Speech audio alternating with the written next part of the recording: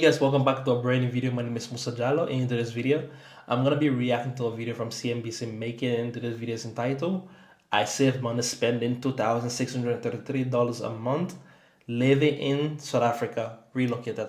It's like really so crazy to say like you save money spending $2,600, But let's see what the video have to say, and I know it's right, but it just sounds funny to me for some reason. But with no further delay, let's get into the reaction. I think most people that found out I was Okay, she's living in Joburg, and I didn't see in the title, but I just saw it's Johannesburg now. moving to South Africa, they had questions, especially my very close friends. I was moving with a guy that I just met. They're like, how could you live in a completely different country? What are you doing? How do you do it? Living on $88 a day. Is this included the rent? Or I don't think, maybe it's included the rent, but I don't know. But that's really good actually. But if you're working in South Africa, right? And you don't have like a really big company, or you're not working for yourself, you're not making a lot of money. I feel like this is pretty high to live on $88 a day. My name is Tanisha Cologne Bibb. I'm originally from Harlem, New York, and I recently relocated to Johannesburg, South Africa, where I spend $88 a day to live here. I am the founder of Rebel Agency, which is a full-service communications company, and Rebel Management, which is a talent management company that manages talent from various industries and fields. I don't necessarily consider myself a digital nomad. I like to tell people I think I'm a global citizen in the sense that... That's one way to look at it, like, so whatever I got, just feel at home, like I'm like a global citizen. New York will always be home. South Africa, Johannesburg will always be home. I just am really enjoying the freedom of being able to work from anywhere. I moved to South Africa October of 2020 because my boyfriend is from Cape Town and he currently lives in Johannesburg. We randomly met about 2 years ago. I was in Cape Town for a wedding. My boyfriend is from the Xhosa tribe, and he speaks Xhosa and he speaks 2 other languages. Oh my God, I feel like it is so hard to see Africans who just speak one language, like almost everybody I know who's from Africa just have to speak like at least 2 or 3 languages, Zulu, English, and Afrikaans. Then I found out that he plays cricket professionally. I am completely fascinated by his culture.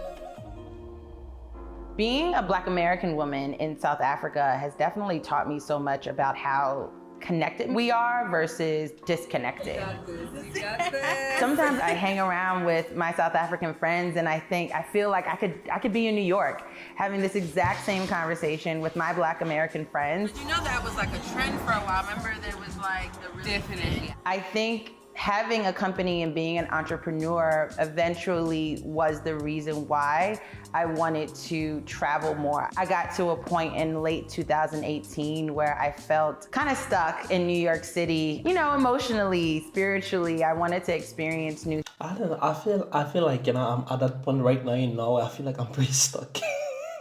Yeah, right now. But I feel like it's good sometimes when you travel. You have the opportunity to like learn, experience new culture, new languages. It helps you to like develop you as a person. Because I noticed like people who are in the same place for the rest of their life. That is like, I feel like sometimes they are like so stagnant, even in the way they think. Like their mentality is like so small. So I feel like sometimes it's good for you to move. Even if you're from New York City, you should go and live somewhere else. For a while. Then like sometimes when you come back, you will see all the opportunities you can have in front of you in those cities. But like if you just live in one place forever, it's like you don't see the opportunities you have in front of you right there. Thing. And now being in a completely new space with the safety of being here with someone who knows it, I was able to really just focus on my business. It is absolutely cheaper to live in South Africa than it is to live in New York City. New York is the center of the world. But just as much as I was mentally drained, I was also financially drained. Anyone who is from there, who lives there, knows that you step outside, it's a joke. You step outside, you spend $100 easily without even doing anything. So I was grateful to be able to have a little bit more financial freedom and be able to save when I came to South Africa. You see, that's like the beauty of being self-employed, right? If you're like self-employed and then you go and live in places like South Africa or somewhere that have like a really low cost of living, while you have like salary from like country like Norway or like America, that can be like really so crazy, because like you're gonna spend like probably like half of what you were spending before, but then you like still have the same income and you're still saving a lot of money, so which I feel like is really so good. My biggest expense in South Africa right now is rent. And I made it a point to find a place that would allow me to have a home office so that that expense would then be just put into our home expense for the. But man, if this is just her portion of like of our expenses, I feel like it's so crazy how for being in South Africa, like that's really so high, There's like so many things that is here that she could cut back on and even save more money, like self-care, like $565 per month. What are you doing to yourself? Are you getting like a new body every day, That's crazy, Entertainment is too high also, Like the rent is like pretty reasonable if it's like a really nice place. But if it's like two people, then I don't know. There might be like pretty on the high end, But everything else doesn't look so bad. But I feel like the self-care and the entertainment is like really so high. Utilities like $256, phone bill $150. Yeah, that's pretty high though for phone bill. I wonder if she don't have internet at home or she use her phone for like, or she use her phone internet for like the rest of the house, but that's pretty high. The rent. When I first moved to South Africa, my boyfriend had 2 cars, so he was able to give me one and over the course of a weekend teach me how to drive on the other side of the road and then let me fend for myself from there. But once we sold that car, now a lot of those expenses for travel are in Bolt or Uber.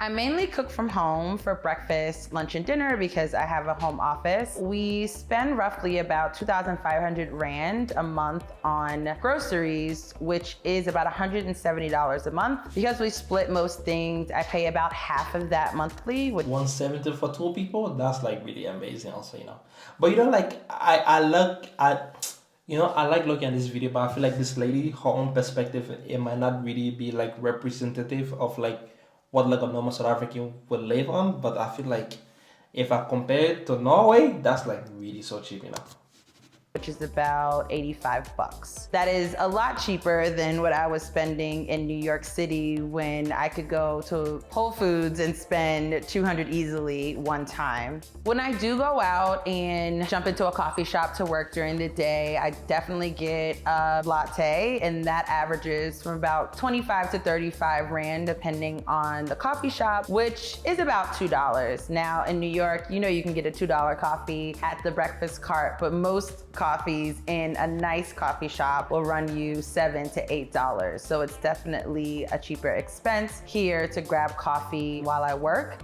Sometimes I work for a few hours, so I'll grab lunch, and lunch is a salad or sometimes a burger and fries, depending on how I'm feeling.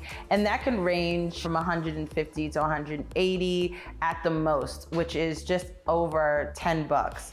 One of the things I love about South Africa is how much people love going out to restaurants, lounges, and bars. I really do enjoy hopping around to different spaces and eating new foods and checking out different bars. Oh my God, I feel like South Africans, they're really not a party, like to be honest with you. I don't know if it's because of what I'm following on Instagram or what Instagram show me, but I feel like South African, when it comes to partying, they're like one of the best, they really like it. I'm not really like the most party person, but like, if you want to party, I feel like South Africa is the place for you also, Different music, different DJs. When I go out with my friends, I usually get the South African classic, a gin and tonic. Me, I like Tanqueray double, please. And it's usually about 75 to 80 Rand, which is $4 to $5. Actually, I just spent a girls' weekend with my good friends. All in all, with bolts, with dinner, with drinks, we went out 3 nights, and I think I spent about $120 in total for the weekend. So that is a very expensive weekend for me. Usually I'll spend about half of that when I go out.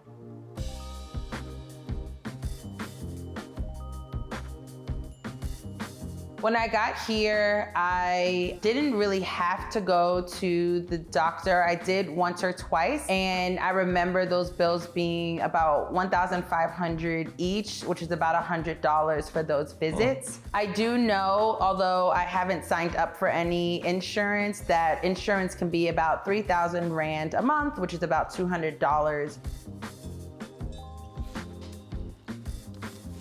5,000, I feel like she could have saved so much more money and like live like maybe on 1.5 per month, you know.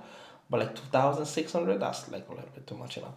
Like but this just go to show you, right? Because 5K, this one is about like $60,000 a year, you know. Like living in New York City, that's nothing actually, you know. So like, but you making this kind of money in South Africa, I feel like she's like among like the 1% when it comes to like income, and she's living like the 1% actually, you know. So like, that's why sometimes I feel like it's like really so good. If you have like a really good business, you know, in Africa, sometimes I feel like it's really worth it to like live there. You know, you're gonna have like so much less stress. You know, it's gonna be like so much nicer than, I don't know, like living in New York or somewhere else like that. You know.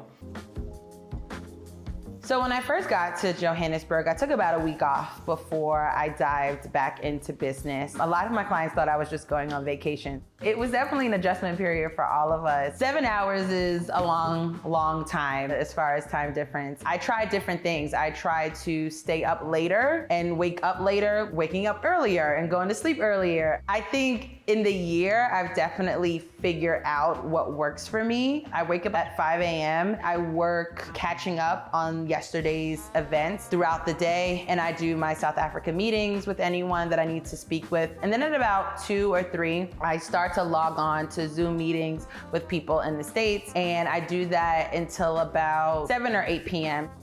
When I was thinking about coming here with my boyfriend, we had already talked about it. So when it happened, I just did the research very quickly and was able to come over here kind of without much issue.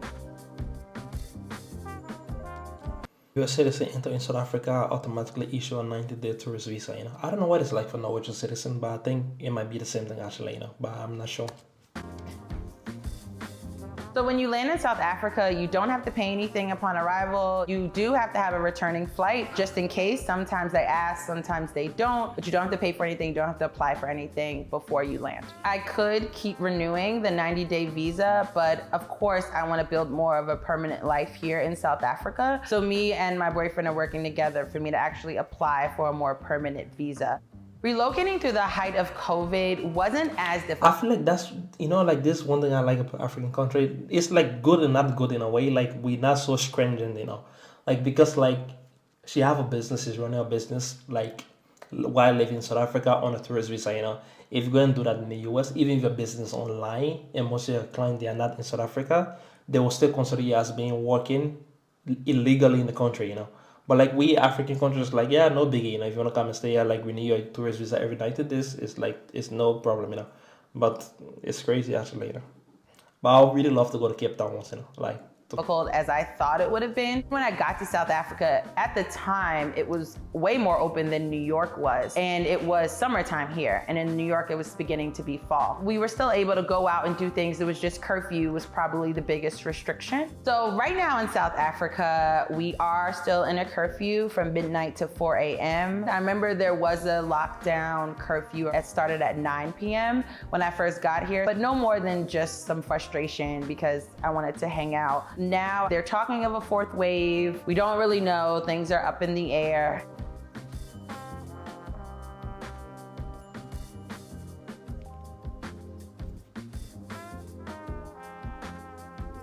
So we've been vaccinated for a few months, and I know a few of our friends also got vaccinated back in September, late August. So yeah, I think the country is doing the best they can to get information out there and to get people vaccinated. You know, like the coronavirus situation, like it really affected a lot of countries, but like I don't want to say luckily, but luckily, like most African countries wasn't really affected. I feel like South Africa is one of those countries I was like affected most compared to the other African countries, you know. But man, I'm glad we're like not in that phase anymore of life, you know. I'm glad that it's over now, you know. My relocation, fortunately, has helped me save a lot of money. In New York, I felt like I was kind of working paycheck to paycheck or client retainer to client retainer. And I think just being in South Africa and being in a new space and environment, but also the fact that the cost of living is about a quarter of the expense as it would be in New York, has allowed me to save money and to pay off a little bit of debt and actually raise my credit score, which are goals that I have had for a very long time.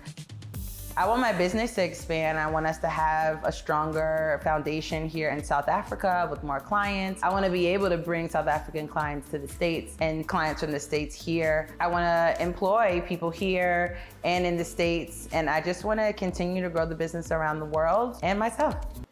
I feel like since it's in South Africa right now, if I was her, I would like focus more on the South African market, try to like bring people from there because South Africa they have like a really big entertainment industry actually, like focus more on them and try to like take them to overseas to like the States and stuff like that instead of her trying to like bring her clients from the States to come down to South Africa. But thank you guys for watching this video. I hope you enjoyed it. Don't remember to like it, comment down below. See you in the next one. Peace.